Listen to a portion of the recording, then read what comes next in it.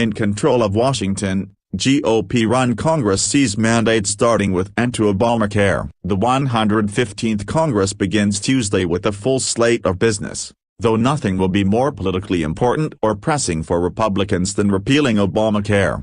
With Donald Trump set to officially become president on January 20, Republican leaders in the House and Senate will begin repeal efforts shortly after Congress' 59 new members, 7 senators and 52 House members, are sworn in and the formalities are concluded. The GOP, which now controls both Capitol Hill and the White House, has made dismantling the 2010 healthcare law a priority almost since it was signed by President Obama. Lawmakers will also look at a tax overhaul, reversing Obama-era environmental regulations and other conservative priorities. However, such efforts will have to share center stage with the Senate confirmation hearings for Trump's cabinet picks in the days and months that follow the president-elect's swearing in. It should be easier for Republicans to move nominations after Democrats changed the Senate's filibuster rules in 2013. Still, Democrats have pledged to fight many of the nominations, highlighting what they call the hypocrisy of Trump's populist message and his wealthy, corporate-favoring nominees for several posts. Perhaps the biggest wild card in the new Congress's early weeks will be what to do about Russia's involvement in several cyber-attacks during this year's presidential race, in which Trump defeated Democratic presidential nominee Hillary Clinton. Trump has been skeptical about Russia's involvement, while top GOP senators, including Lindsey Graham of South Carolina and Arizona's John McCain, chairman of the Senate Armed Services Committee, have called for hearings on the issue and proposed sanctions beyond what President Obama imposed last week.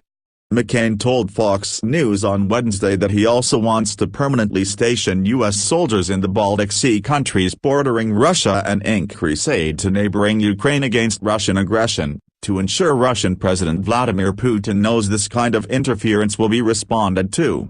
How GOP leaders and Trump negotiate the issue will likely depend on the outcome of the president-elect's meeting this week with U.S. intelligence officials. Republicans will face other obstacles from Democrats, beyond the cabinet confirmations.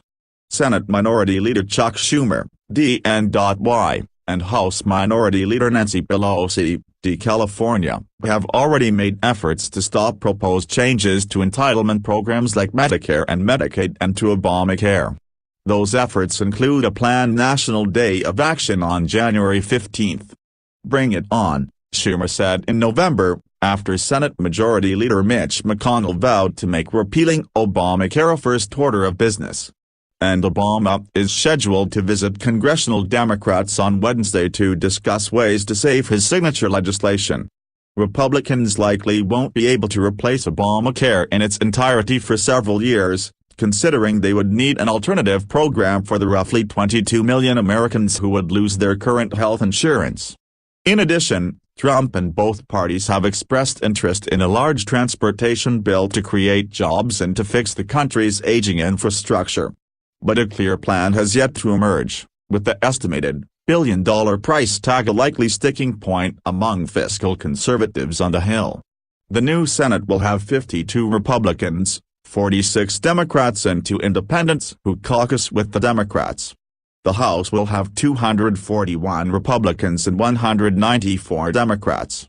The Senate plans to begin repealing Obamacare on Tuesday with consideration of a procedural measure that will shield them from Democratic filibuster legislation annulling much of that statute.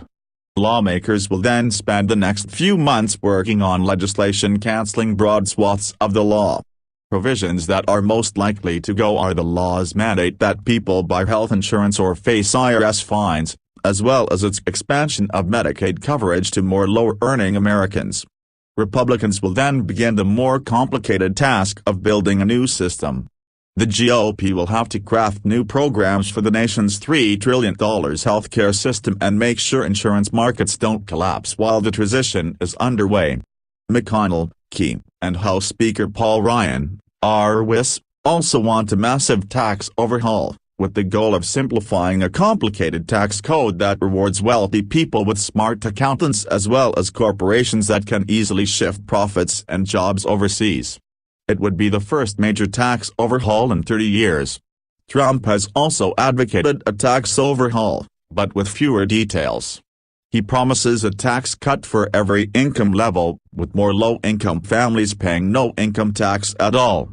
Waiting in the wings will be confirmation hearings to replace Supreme Court Justice Antonin Scalia, who died 11 months ago.